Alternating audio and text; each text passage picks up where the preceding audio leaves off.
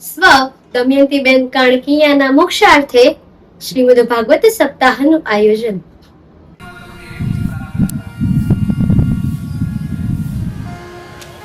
પૂર્વજન્મમાં શાસ્ત્રીજી આપણે જેટલું પણ તમે કોઈ વ્યાકરણિક હોય, ન્યાયિક હોય, દાર્શનિક હોય, જેટલા પણ તમે વિદ્વાનો હો, એવું નથી કે તમે બીજા જન્મમાં તમે શંકરાચાર્ય ભગવાન વિશ્વનાથજી મહારાજનું કથન છે કે તમે જેવા પોતાના મરણકાળમાં અંત સમયમાં છે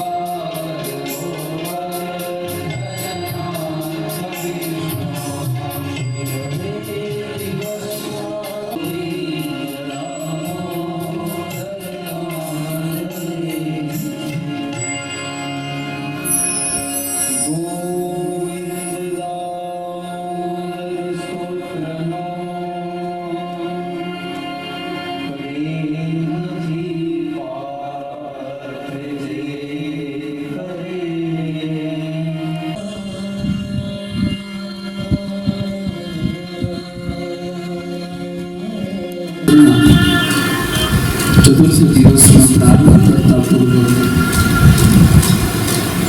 મારા માતા પિતા, મારા સદગુરુ ભગવાનના ચરણોમાં પ્રણામ, સ્થાન દેવતા સ્થાપિત દેવતાના ચરણોમાં પ્રણામ, વિપ્ર બંધુના ચરણોમાં પ્રણામ, સંગીતી બંધ એવં પ્રત્યક્ષ પરોક્ષ તમામ ચેતનાના હૃદયગઢમાં વિરાજમાન શ્રીનાથજી બાબાના વાંગમય સ્વરૂપ એવા ભાગવત ભગવાનના ચરણોમાં પ્રણામ સાંભળી. ત્યારબાદ ભગવાન શિવજીએ જે દક્ષના યજ્ઞનો વિધ્વંસ કર્યો હતો તેની મૂર્તિની કથા આપણે સાંભળી. એ મનુ અને શત્રુપાના દીકરી પ્રસૂતિની કથા પૂર્ણ થાય ત્યારબાદ મનુ મહારાજના જે બે પુત્ર છે તેમાંના પૈકી ઉત્તાનપાદનું અહીં ચરિત્ર પ્રારંભ થાય છે. ઉત્તાનપાદ એટલે કે ઉપર પગ અને નીચે માથું. સારું સારું ભોજન કરવું, સારું સારું પીવું, સારી રીતે રહેવું, મોજ શોખ કરવા, ભોગ વિલાસમાં પ્રવૃત્તિ કેળવી, એનું નામ શું છે? સુરુચિ. આપણા જીવનમાં પણ સુરુચિ હોય, આપણે સુનીતિ. આજના સમયમાં કેવું છે? જો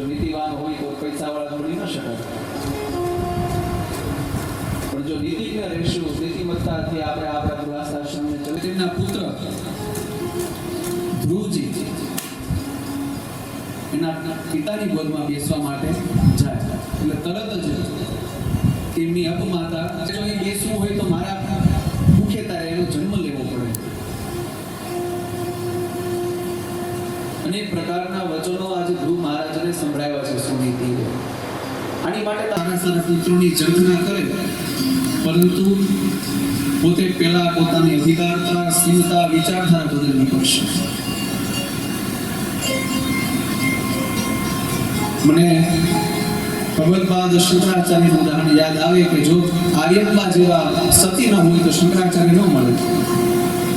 કારણ કે આપણા સનાતન ધર્મમાં માતાનું સ્થાન સૌથી મહત્વનું છે.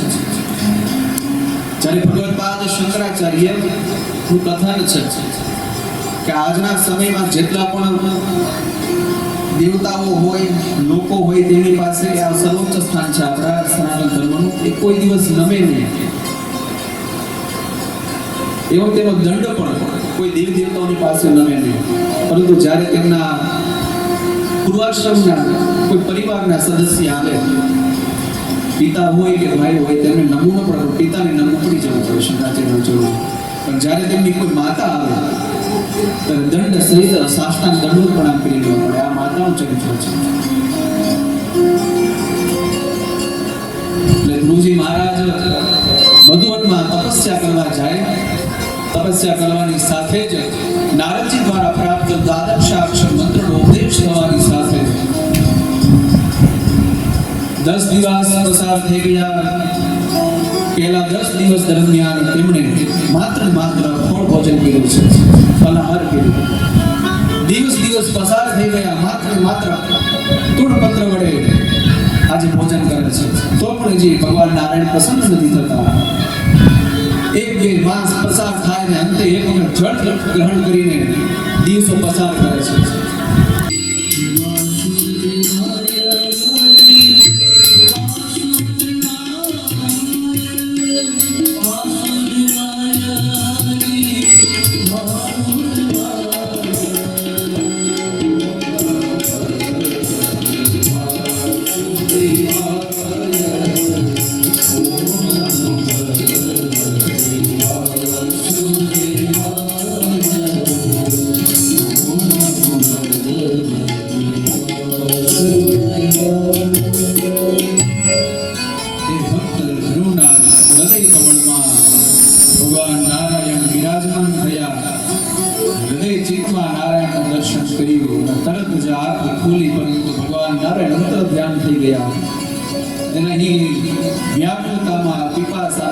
દર્શનની લાલસામાં જિજ્ઞાસામાં હે નારાયણ નારાયણ ઉચ્ચારણ જેવું કર્યું. અંતે ભગવાન નારાયણ પ્રગટ થયા છે.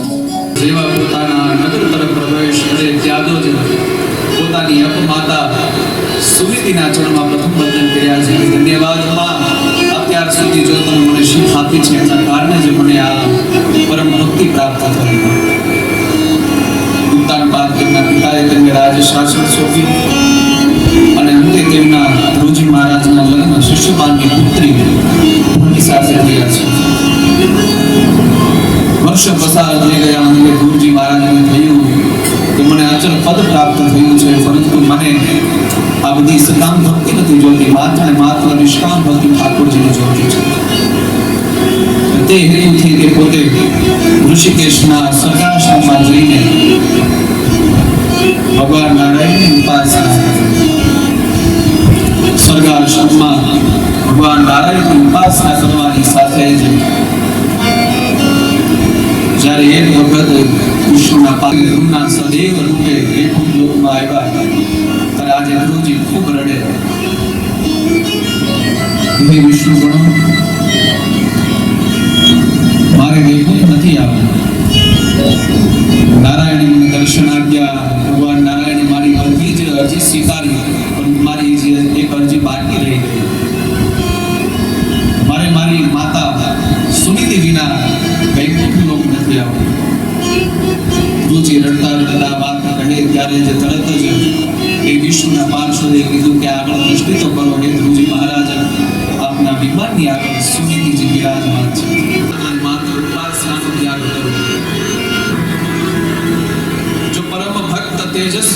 મનસ્વી મનસ્વી ભક્તની જો તમારામાં પુત્રની આકાંક્ષા હોય તો ઈશ્વરની ઉપાસના કરો. માત્ર ને માત્ર જો સામાન્ય બાળક હોય તો વાસનાનો સ્વીકાર કરો.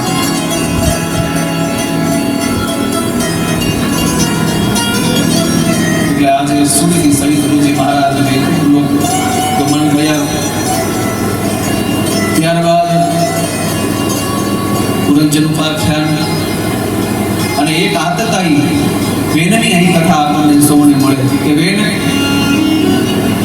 પેલા જ ઋષિ મુનિએ તેમને વેનને રાજગાદીમાં બિરાજમાન કર્યો, પણ વેન અત્યાચારી રાજ્ય સભા કોઈ સંભાળી ન શકે ને દુરાચારી એકલો છે. પણ અંતે ઋષિ મુનિએ તેમને જ તેમનો વધ કરી નાખ્યો.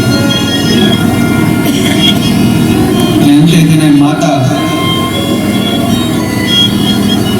સુમીભાઈએ તેમની જે સદેજ છે એમને શરીરને તેલની કોઠીમાં રાખી દીધું.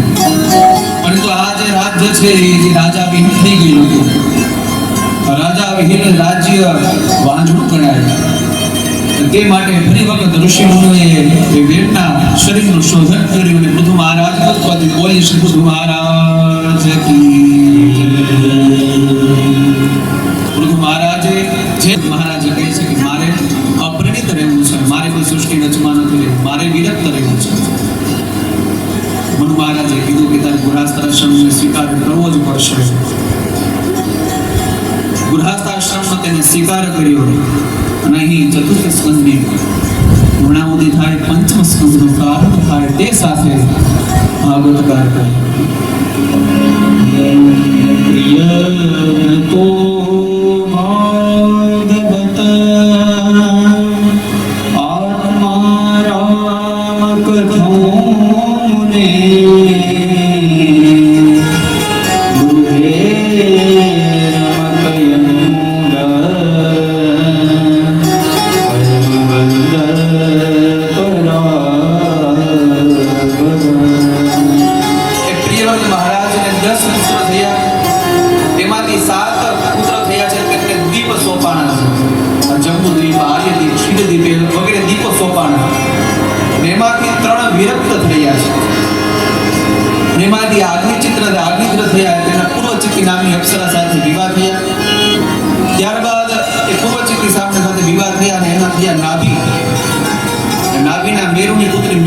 લગ્ન થયા અને અંતે પરમ તત્વ વૈરાગ્ય રાગ વાળા પુત્રનો જન્મ થયો છે ઋષભદેવ. બોલીએ શ્રી ઋષભદેવજી મહારાજ.